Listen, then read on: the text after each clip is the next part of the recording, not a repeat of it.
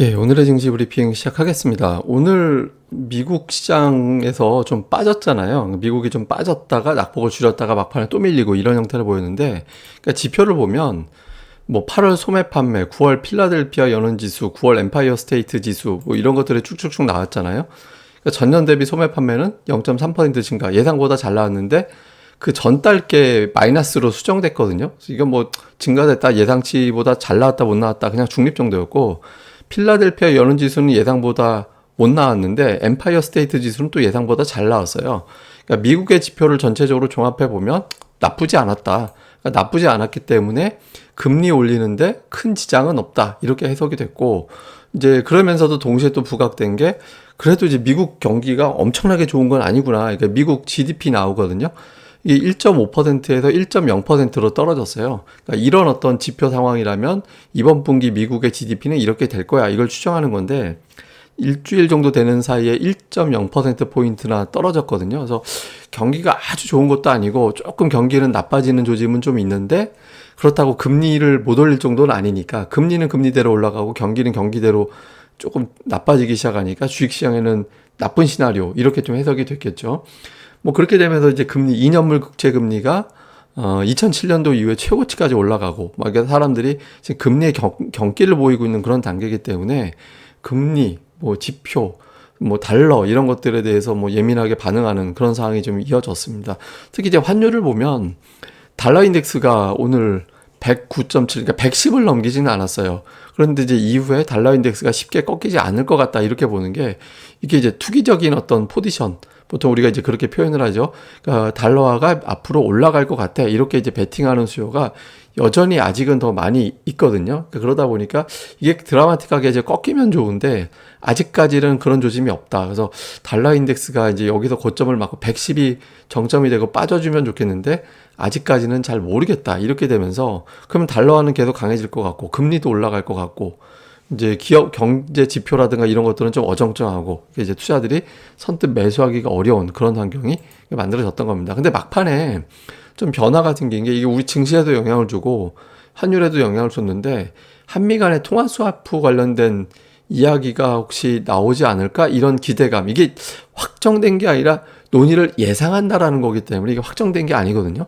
근데 어쨌든 이 뉴스가 나오면서 원달러 환율이 쭉 빠졌어요. 그러니까 이거보다 이제 더 빠져서 1388원 뭐 이렇게 이제 빠졌는데, 환율이 쭉 빠졌잖아요. 환율이 쭉 빠지고 외국인들이 막판에 동시효과에 또 1000억 원 정도 매수가 쑥 들어오고, 그래서 요게 이제 환율 타이밍상 1400원을 이제 넘길까 말까 이런 타이밍이었기 때문에, 이게 어떤 변수가 된다라면 주식시장에는 상당히 좋은 영향이 될 수도 있죠. 근데 만약에 그게 아니라 그냥 예상만 한 거지 실제 논의가 없다, 그러면 이제 뒤통수 효과로 증시는 도로 빠져버릴 텐데, 어쨌든 요 내용이 막판에 이제 증시에 좀 영향을 줬던 것 같습니다. 그러니까 코스피 수급을 보면 약간 응징하는 듯한 차트가 보이죠. 무슨 얘기냐면, 제가 양봉 3개가 잘 안 나온다라고 말씀드렸잖아요. 양봉 2개만 나오면 이전 저점을 깨고 밀어버려요. 양봉 2개 나와? 그럼 밀어버리고, 양봉 2개 나와? 그럼 밀어버리고.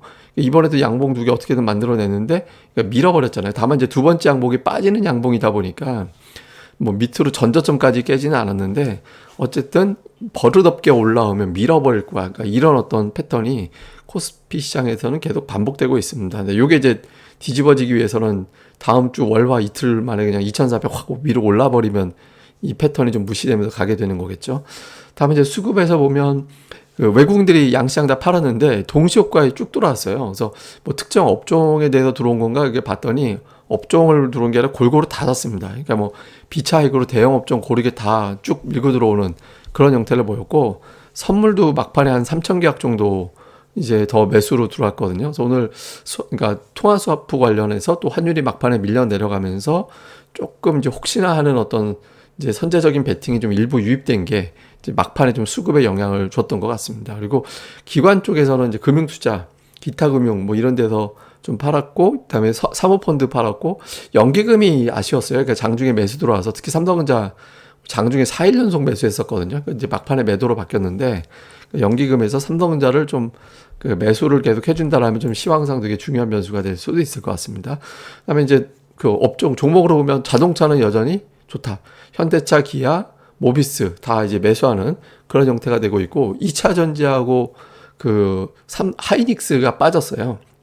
예, 이 종목이 일단 오늘 빠지는 그런 형태를 보였고, 그 외에는 보시면 뭐 업종에서 좀 골라서 툭툭 들어오는 그런 형태를 좀 보였고요. 다음에 이제 코스닥 쪽에서는 엔터, 오늘 뭐 SM 초강세를 보였죠. 그러니까 JYP 엔터도 올라갔고, 그 다음에는 업종 내에서 좀 골라서 사는 그런 어떤 형태를 좀 보인 게 특징이었고요.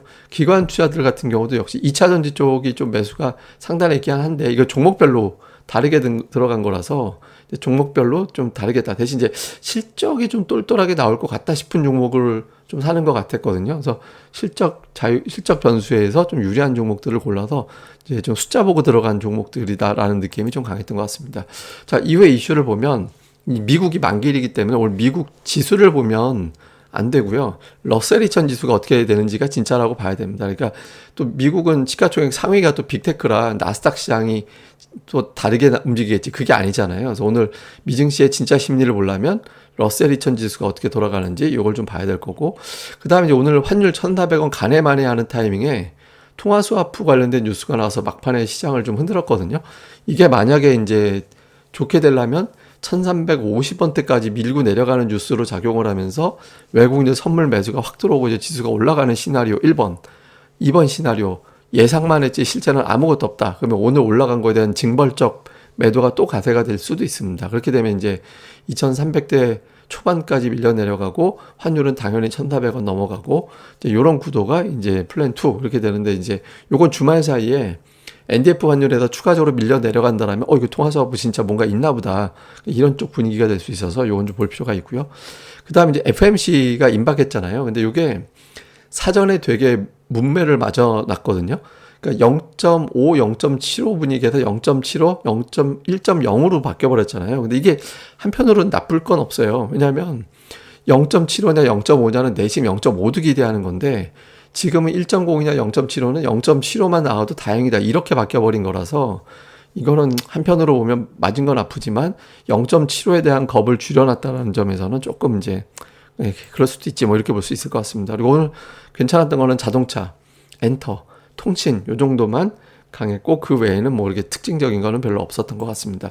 그 다음에 이제 제가 좀 보여드리고 싶은 게 이게 삼성전자 이야기인데, 하이닉스도 포함이죠. 오늘 블룸버그에 이런 뉴스가 나왔어요. 한국에 반도체 이제 그 D램 수출이 역성장했다, 2달 연속해서. 그래서 25% 가까이 전년 대비 감소했다라고 하면서 이게 이제 특집 기사, 그 기사로 나왔더라고요. 그래서 요게 이제 좀 우리나라 수출 그리고 반도체 주가에도 영향을 주고 환율에도 영향을 주는 사안이죠. 근데 제가 이걸 왜 보여드리냐면, 삼성전자 이제 월봉인데, 이제 그냥 제가 보통은 달러 차트로 보여드리는데 이건 그냥 일반적인 차트로 2018년도에 주가가 빠지고 2019년도에 바닥 잡고 돌아서는 움직임이 나왔었잖아요.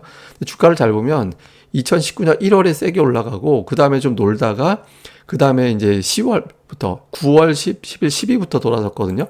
이게 이제 반도체 수출 증가압인데 역성장으로 내려갔다가 역성장이 그러니까 증가되는 폭, 그러니까 전년 대비 감소폭이 이제 둔화되기 시작하는 거 확인하면서부터 시장이 올라갔었거든요. 그러니까 아마 제가 먼저 보여드린 차트하고 좀 비교를 해보면 여기서 이제 요 증가되는 전년 대비 증가되는 폭이 주춤하는 모습이 나온다라면 이제 이번에도 좀 바닥이 나올 가능성이 있다. 그래서 요게 이제 막연하게 이제 다음 달 건 우리가 지금 알 수 없기 때문에, 근데 지금 수출 추이라든가 이런 데이터들이 10일 간격으로 나오잖아요. 그래서 반도체 수출 동향이 어떻게 되는지 요 뉴스는 좀 면밀하게 잘 보시면 좋을 것 같습니다. 어쨌든 좀 지겹죠. 되게 많이 힘드실 것 같은데 어쨌든 좀 기운들 내시고요. 저도 또 나오는 재료들, 또 이제 좀 부정적인 어떤 의견들 나오는 거 있으면 좀 계속해서 좀 담아서 포함을 해서 설명 계속 드리도록 하겠습니다. 그러면 주말 또 잘 보내시고요. 저는 또 다음에 뵙겠습니다. 네이버에서 고릴라 리서치 검색해서 많이 방문해 주시고요. 그리고 이 방송 구독하기 많이 부탁드립니다. 감사합니다.